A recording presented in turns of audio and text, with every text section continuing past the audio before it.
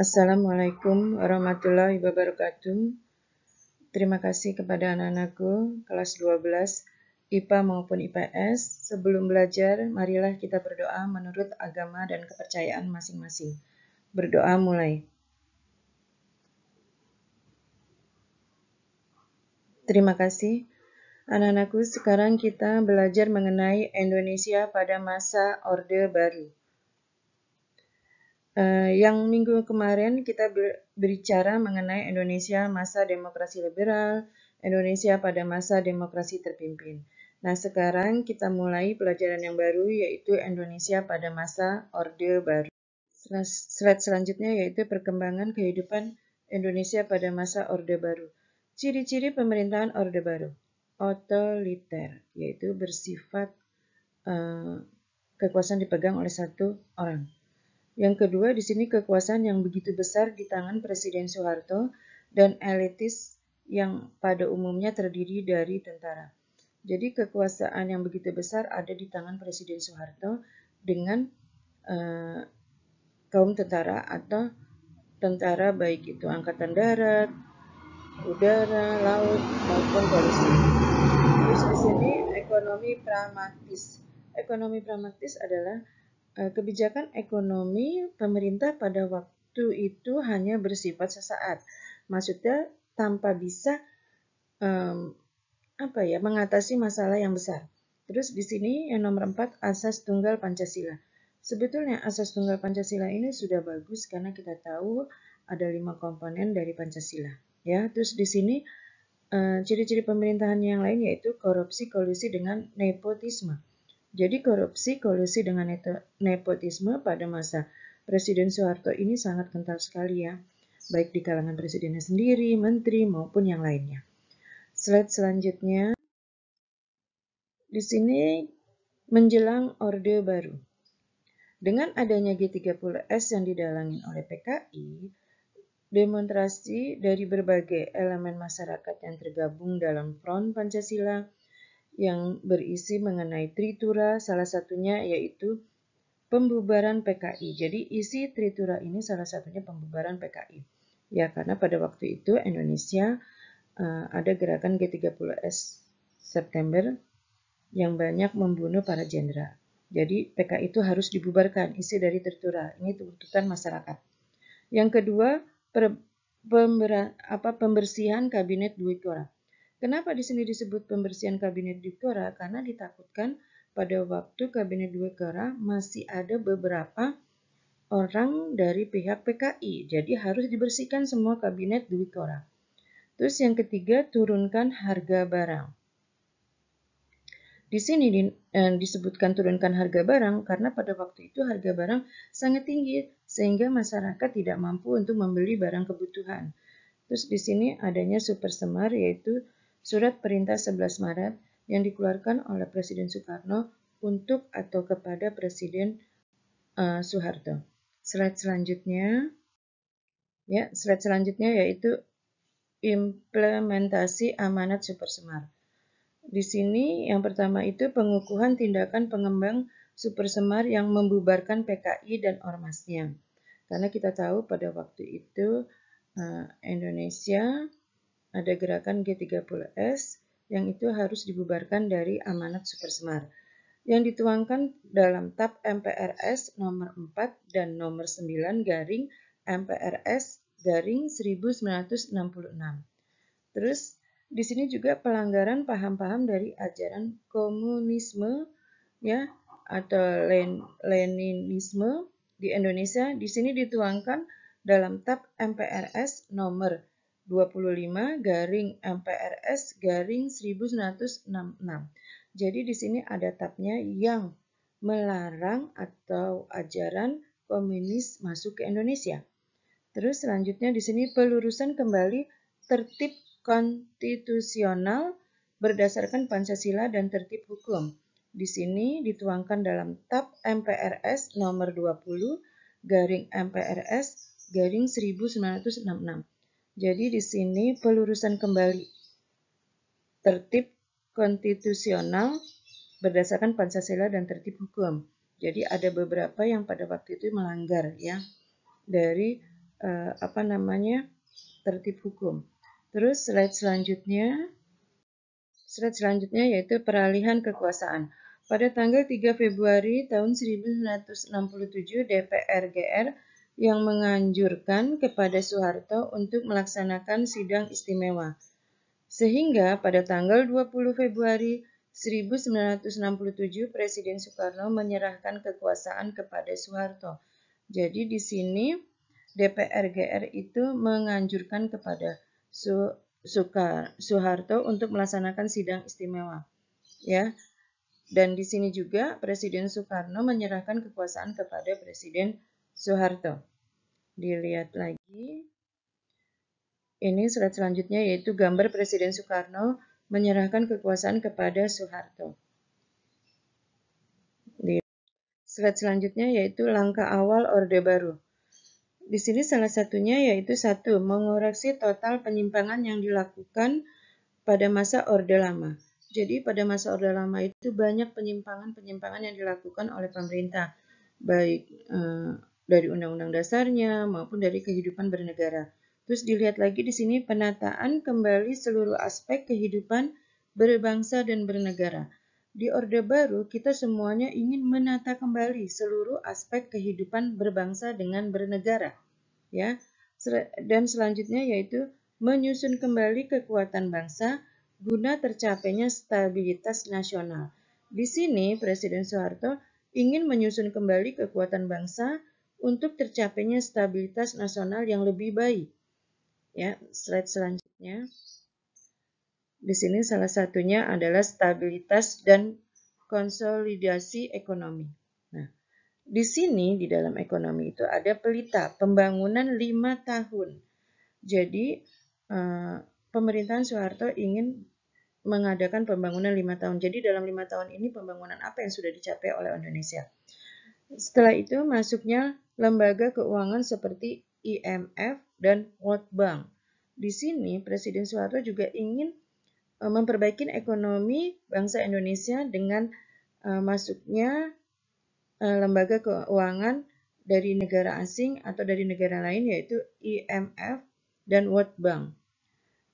Dan selanjutnya itu pemberlakuan Undang-Undang Nomor 1 Tahun 1967 tentang penanaman modal asing atau PMA.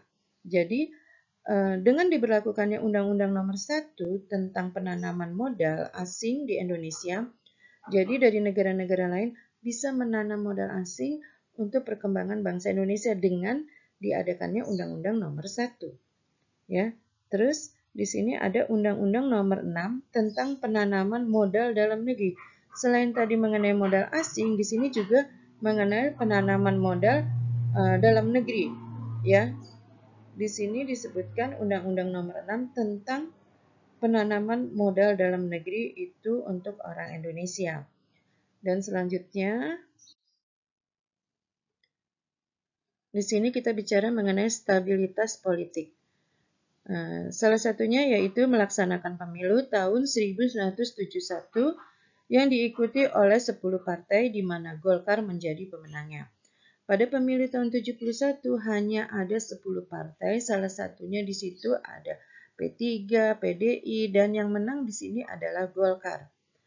Selanjutnya yaitu melakukan fusi partai atau penyederhanaan partai politik setelah pemilu tahun 1971. Nah, di sini Presiden Soeharto melakukan fusi partai. Jadi penyederhanaan partai politik yang ada di Indonesia. Dan selanjutnya Dwi fungsi ABRI. Selain menjaga keamanan dan ketertiban, tentara juga berhak mencampuri urusan negara. Ini pada waktu Presiden Soeharto berkuasa, pada waktu awal mula Orde Baru. Di sini Dwi fungsi ABRI, ABRI juga berhak mencampuri urusan negara. Ingat, ini pada waktu Orde Baru. Terus adanya penataran P4, pedoman, penghayatan, dan pengamalan Pancasila dengan ketetapan MPR nomor 11 tahun 1978. Kenapa di sini diadakan penataran P4? Di sini Presiden Soeharto berusaha untuk masyarakat umum bisa memperdalam mengenai P4 ya. Di sini slide selanjutnya normalisasi politik luar negeri. Dilihat kembali di sini Indonesia berusaha menjadi anggota PBB sejak tanggal 28 Desember tahun 1966. Dan di sini Indonesia juga mengakui kemerdekaan Singapura pada tanggal 2 Juni 1966. Terus di sini juga Indonesia berusaha menormalisasi hubungan dengan Malaysia ditandai dengan perundingan yang bertempat di Bangkok tanggal 29 Mei sampai 1 Juni tahun 1966. Ya. Jadi ini semua dilakukan Indonesia untuk memperbaiki keadaan Indonesia pada masa Orde Baru. Terus di sini juga Indonesia menjadi pemerkasa ASEAN yang didirikan pada tanggal 8 Agustus 1967. Jadi Indonesia ini menjadi salah satu tokoh berdirinya ASEAN, ya, selain dari Malaysia, ya. Jadi Indonesia menjadi salah satu jadi pendiri dari ASEAN. Ini semua untuk menormalisasikan politik luar negeri Indonesia pada masa Orde Baru. Slide selanjutnya yaitu trilogi pembangunan. Ini adalah 3 pembangunan yang dilaksanakan pada masa Orde Baru. Yang pertama yaitu bidang pertanian. Sebetulnya bidang pertanian itu udah banyak, cuman Ibu menulisnya hanya 3. Di sini salah satunya pembukaan lahan baru. Jadi pertanian diusahakan membuka lahan baru yang untuk kegunaan dari petani. Terus mekanisme pertanian. Ya, terus di sini yang ketiga penggunaan pupuk yang benar. Jadi Indonesia berusaha memberikan penjelasan kepada petani untuk menggunakan pupuk yang benar. Terus di sini bidang industri pertanian, khususnya pertanian. Di sini industri pengolahan hasil tanaman. Jadi pada masa Orde Baru kita berusaha membangun industri untuk pengolahan hasil tanaman. Terus di sini juga industri perkebunan dan ada juga industri perikanan dan lain-lain. Jadi sebetulnya ada banyak, cuman Ibu hanya 3 saja. Terus di sini kalian lihat bidang industri atau non pertanian. Di sini juga ada banyak, tapi Ibu mengambilnya hanya 3, yaitu industri semen. Jadi dibangunnya industri semen karena untuk pembangunan gedung-gedung bertingkat, bisa juga untuk membangun jalan tol. Terus dilihat lagi industri pertambangan. Jadi mulai digali pertambangan-pertambangan yang ada di daerah-daerah di Indonesia. Terus di sini juga ada industri elektronik. Elektronik ini sangat berkembang, baik televisi, baik radio, baik yang lain-lainnya. Slide selanjutnya, kelemahan Orde Baru. Di sini Ibu bicara mengenai kelemahan Orde Baru, yaitu pertumbuhan ekonomi nyatanya tidak disertai dengan pemerataan ekonomi, sehingga menimbulkan kesenjangan sosial. Kenapa Ibu sebutkan di sini ekonomi pada waktu Orde Baru itu kurang adil? Karena di sini menimbulkan kesenjangan sosial. Contohnya, misalnya di Papua itu ada tambang emas. Kenapa orang Papua itu dapatnya hanya 20%, sedangkan Jakarta dapatnya 80%? Itu tidak adil, karena di Jakarta itu tidak melakukan apa-apa. Yang bekerja keras adalah orang Papua. Makanya di sini menimbulkan kesenjangan sosial. Terus selanjutnya, lemahnya kualitas pengusaha nasional. Pengusaha nasional Indonesia itu kalah bersaing dengan pengusaha asing. Makanya di sini kualitas pengusaha Indonesia itu harus lebih ditingkatkan lagi. Dan selanjutnya di sini arus modal asing yang begitu besar mempengaruhi arah kebijakan politik dan ekonomi Indonesia. Nah, dengan modal asing yang masuk ke Indonesia, nggak taunya sangat besar orang-orang asing itu datang ke Indonesia yang mempengaruhi arah kebijakan politik dan ekonomi Indonesia. Dengan negara-negara yang masuk ke Indonesia begitu besar, otomatis Presiden Soeharto atau Orde Baru itu arah kebijaksanaannya politik dengan ekonominya jadi berubah. Ya, terus dilihat lagi di sini. Di sini disebutkan korupsi kolusi dengan nepotisme. Nah, di Orde Baru itu nggak taunya banyak korupsi kolusi dengan nepotisme. Ya, baik dalam pemerintahan, baik dalam ekonomi, dalam yang lainnya itu semuanya banyak korupsi dengan kolusi dengan nepotisme.